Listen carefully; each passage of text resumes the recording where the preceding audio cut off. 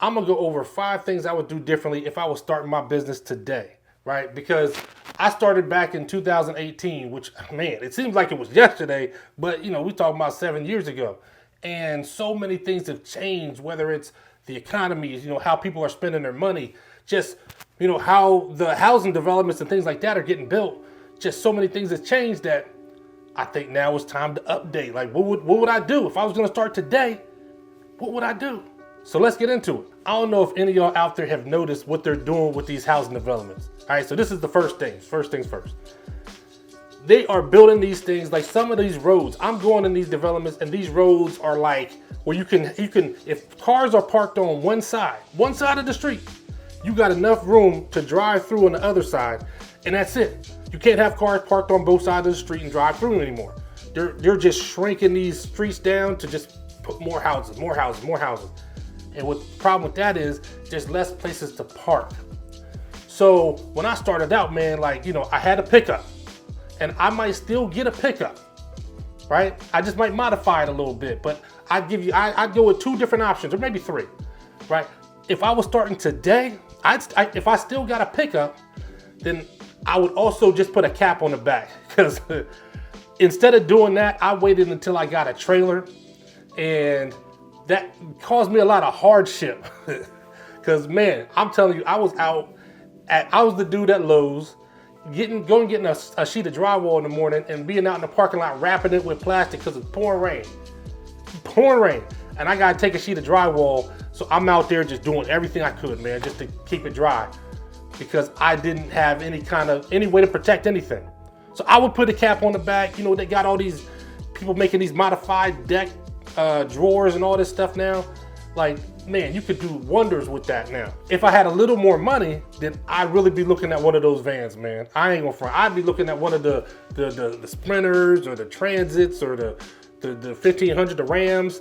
I'd be looking at one of those, because I think that's just the best thing. I was just out the other week. I did a video about doing some shell tile.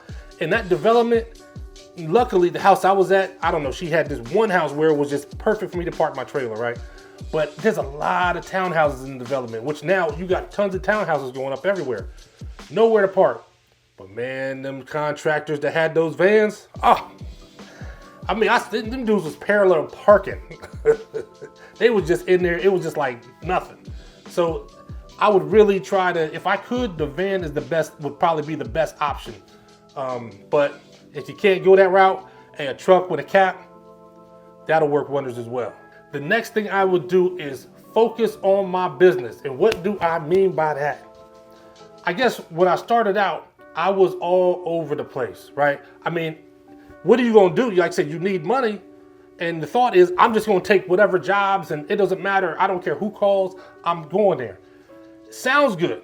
And it might work out for you depending on the situation.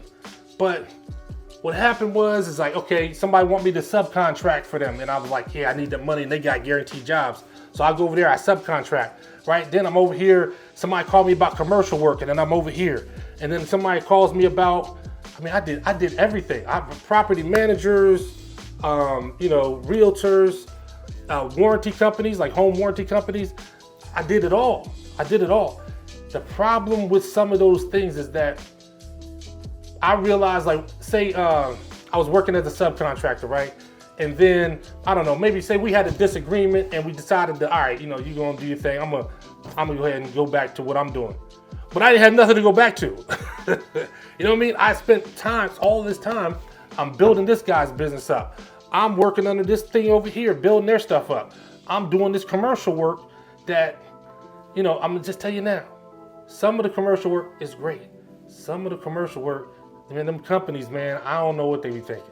Funny story, the first commercial company I worked with, they had me do a job at Children's Place, right? So it was in my local mall, and I had to fix the drawer and something else. But I spent for the drawer face and all this stuff, I think I spent like $150 or something. I might have charged them $400 for the job. Everything was approved, did the job, boom, everything was good. Until I turned in the paperwork to get paid. Dude, it took me like 4 months to get paid. And then when I finally got somebody on the phone, they were like, oh, well, you weren't gonna get paid and they were incredulous about it. It was crazy. They were like, well, we didn't pay you. because we don't have any of your information as far as like your W-9 or whatever. And I was like, well, you never sent me nothing. There was no onboarding. You called me and asked me to go do this job and send you an estimate, and then I did it. And now you saying, so then after 4 months later, after I did the job, I had to get onboarded so that they could pay me my $400. That was my first experience with a commercial company. And you know what's crazy? I did like 5 or 6 more commercial companies after that. You gotta try it, you know what I mean? Like, and some weren't bad, some weren't bad. It just, like I said, I feel like I spent so much time, I did that, and then if that didn't work out, I come back and like my phone was dead because I wasn't working on my own business. So I would just really focus on my business. If I'm gonna do property managers, go ahead and do property managers. If you're gonna do homeowners, get your name out there. Like, do what you do, but focus on your business though, not somebody else's, at least not in the beginning. I'm gonna tell you now, if I was starting today, I'd have a CRM on day one. Day one. Y'all already know I'm on Team Jobber. This ain't no mystery, right? I'm Team Jobber all day because it just provides you with so much information. But I tried. When I started, I didn't have a CRM. You know, I was just doing whatever it took. Like, I was doing digital, but you know, I tried to use QuickBooks. Actually has like a invoicing feature and all that. It just wasn't good. And it's like when you have something like Jobber, it's like being able to have a tracking with a stat sheet, right? It's like, you know, it's showing you how many quotes you have approved, what your average ticket is. And this is stuff just at a glance that you're able to see. You know, it's like, of course, it's a database for you just to have your customers. I'm talking about the regular stuff that you just need in the beginning. Just somewhere to store all the information and keep the phone numbers, to keep things in order. And then on top of that, I think one of the best features is the ability to clock yourself in, right? So you turn an estimate, it's approved, turn it into a job. Then I always tell people, and you know, sometimes it's gonna slip your mind, but you don't know how long jobs take until you start doing them, right? You might think, oh yeah, this little paint in this room, oh man, this room right here, it's gonna be 2 hours. This is gonna be 2 hours. And the next thing you know, it's 5 hours, and you're like, man, I didn't realize there was all these little things, all these little nooks and crannies and features I had to paint around, and it's just, you don't know that. But if you start clocking in, like they have that feature where you can clock in and clock out, and just keep track of your time on that job, and then add that to your database so that you know when you're estimating these jobs, hey, yeah, I did a similar job. This is how long it took. Yeah, let me estimate that properly. Like, those are the things that you can, there's a whole plethora of other things, right? So I'm on Team Jobber all day. So click the link in the description, get a free 2-week trial and 20% off your first 6 months. And sometimes you can get a little extra off too, certain times of the month. So click that link, try it out. Trust me, you won't regret it. All right, now this one, some of y'all are not gonna agree, right? And everybody has their own reasons, but like I said, this is me, this is mine, this was my experience. You know, I told y'all I was taking any and all jobs that would come. And some things were good because when I started, I was gonna do flooring. That was my big thing, tile and hardwood floors and, you know, plank and all that. I was really gonna focus on flooring. But I got so many requests for drywall that I had to teach myself how to do drywall, right? How to, you know, in my area, it's all flat walls, man. Like, there's no texture. So I'm not the guy that, you know, is gonna show you how to do all the, you know, different styles of texture and all that. But you need a flat wall repair, dude, I got that down to a science, all right? But anyway, that's neither here nor there. What I mean by picking a lane and expanding slowly means, one thing people don't like about the handyman business, and a lot of contractors will tell you that people are doing too much. There are too many different kind of jobs to do, and it's true. Think about it this way. If I'm a plumber, I need plumbing tools. I might have a little stray tool here and there that, you know, for certain jobs that I know this tool will work for this, and it might be something that a carpenter uses, but I don't need all the carpenter's tools. I don't need all the electrician's tools. I don't need none of that. I need plumber's tools, right? So this is the issue with the handyman business, is that you need all of it. Depending on where you live and depending on what you're gonna be doing, you need so many different tools if you're gonna be doing everything. So what I'm saying is pick a lane. If you're gonna do small stuff and small installs, then focus on that So you know the set of tools that you need, and you don't need a million other things. And you don't have anywhere to put all these tools, and they cost a lot of money. Cost a lot of money. I got a miter saw, a little tiny miter saw that cost me like $700 for a miter saw. A tiny one. It's like the 6.5, 7.5 inch blade. It's so convenient though, man. I mean, I am not gonna lie. It's so convenient. But you know, I have a tool addiction. So you don't want to be like me. You know what I'm saying? Like, you want to stay away from having to spend all your money on tools right from the start. You don't want to do that. So stick to your lane, like stay in what you do, ride with it and expand slowly. Like, okay, now I want to get into drywall, and I'm gonna get some drywall tools. Okay, but you don't have to get all the drywall tools.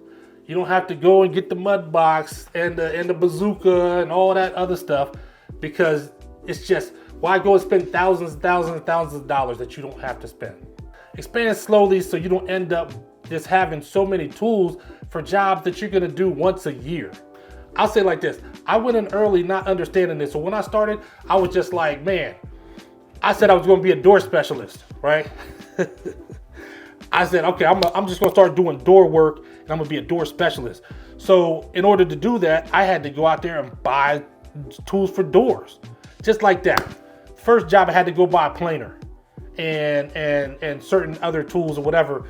And I was just like, okay, I guess I'm not gonna make any money on this job. The problem is that kept being a theme. Like, okay, well now I'm doing this other thing where I need these other tools. So I'm gonna make less money on this job so I can buy these tools. And then I'm gonna do the same thing over here. And then 2 weeks later, oh man, I got called for that job, man. I need this other thing I don't have, so I'm gonna have to go get that. And it'll just compound where you like, man, I done spent all the money on tools. And not only that, I done bought this tool, and now I have not got one of these jobs to use this tool in like 6 months. Don't do that. Expand slowly. Like, then that way you can really harness in and focus in and get your skills up in a certain lane before you start adding extra stuff in. This is the last thing, and it might be the biggest thing. Might be the biggest one out of all of them. Is you're gonna have a website. I had a website from day one, you know, and all that kind of stuff. You're gonna have an online presence because it's 2025. Like, what are we talking about here? You're gonna have all your social medias, and you're gonna have all that stuff. But what you're going to do is you're going to start a YouTube channel. That's right. You're gonna start a YouTube channel. But you might not want to do videos like this, like talking head videos, or trying to record your jobs to make videos for YouTube, because I'm telling you, man, it's a lot of work. It can be daunting. Sometimes it's tough. You might not even know this right now. I'm doing this video. It's 1:30 in the morning. Yep, I'll even show you my watch. Look, see that? See that time? 1:33 in the morning. And I'm recording this video because I don't have any other time to do it. Don't have any other time to do it. And don't hate on my Fallout watch face. All right? Favorite video game. It's like one of my favorite video games of all time. I love Fallout. You know what I'm saying? Like, anyway, start a YouTube channel just for your customers. It doesn't have to be for anybody else. You don't have to promote it. You don't do none of that. What you want to be able to do, though, because this is the age of video, right? You want to get people understanding your skills quickly. And nowadays, video is king. You want people to be able to pull up a video and watch, where you can direct them to your YouTube channel just to see you maybe do this project. And just, hey, maybe record a job and fast forward through it and just say, hey, this is us doing X, Y, and Z. And just show you doing the job, man. You don't have to add commentary. You don't have to do nothing. This is strictly for customers, man, because, dude, you want to separate yourself from Earl and them, right? You want to separate yourself from Chuck. There are a lot of ways to do that. But having a digital footprint, being able to show up and show people video, that's what everybody's into nowadays. So I'm telling you, man, like, start a YouTube channel just for your customers, just to send them to a link that they can check out your work. You can do it on Facebook. I've gotten jobs off my Facebook profile and some of these other online spots and everything. But generally, people do not go to those places looking for a contractor. They might stumble across one, but they don't go looking for a contractor. But if they're looking on Google and they got a link to YouTube and they can go watch their local contractor, oh, okay. Oh, this guy's the truth. I see him doing this stuff right here. Oh, he knows what he's doing. I don't gotta guess. I don't gotta look at, yeah, I see before and after pictures. Those are cute, but before and after pictures are like 2010 now. Like they're cool. They're nice. They're all right. But, you know, I mean, come on, what are you doing? Everybody has a camera. Everybody has access to video. Everybody has access to YouTube, man. Put your video on YouTube and get that link to your customers, man. It's free. Like, what are we talking about? It's free. That's it, man. 2025. Those are the couple things I would do. There's probably other things I just haven't thought about right now. But if you have something, put it in the comments. You can build fast. You can build fast too. But man, since I've started this thing in a 7-year span, I've seen so many companies come and go. So many people that were like me. One guy coming in, and I mean, people here and then gone. Whole companies just disappear into thin air. Like, man, where they at, man? I ain't seen them. I used to see them at Lowe's every day. I don't never see them no more. Where they at? It's a cold game, man. But like the Hodge twins used to say, man, do whatever you want to do, man. It's your choice. So, Daryl, also known as the Finisher. Stay safe, be blessed, and remember, if the trades don't work, nothing else does. And hit that jobber link, man.